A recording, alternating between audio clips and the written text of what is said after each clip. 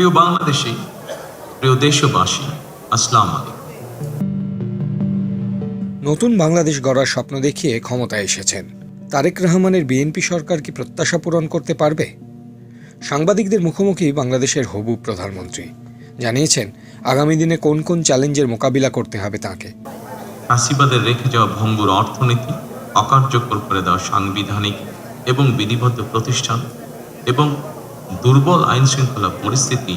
We have to ensure the good governance in the country. So these are one of the main challenges we have to face or we need to tackle.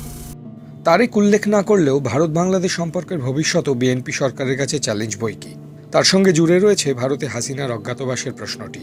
তারেকের সরকার কি বাংলাদেশের প্রাক্তন প্রধানমন্ত্রীকে দেশে ফেরানোর জন্য ভারতের উপর চাপ বাড়াবে? That depends on the legal process, of course. নিরঙ্কুশ সংখ্যাগরিষ্ঠতা নিয়ে ক্ষমতায় এসে তারেক দেশে ঐক্যের ডাক দিয়েছেন। বলেছেন দেশ গঠনে সব রাজনৈতিক দলের পরামর্শ স্বাগত।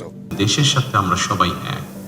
আমি বিশ্বাস করি জাতীয় ঐক্য আমাদের শক্তি, বিভাজন আমাদের দুর্বলতা। ভোটে জিতে মূল প্রতিদ্বন্দ্বী জামায়াতে ইসলামী এবং ন্যাশনাল সিটিজেন পার্টির নেতৃত্বের সঙ্গেও দেখা করেন তারেক। 17 ফেব্রুয়ারি নতুন প্রধানমন্ত্রীর শপথ গ্রহণ। বাংলাদেশ কি নতুন দিকে হাঁটবে?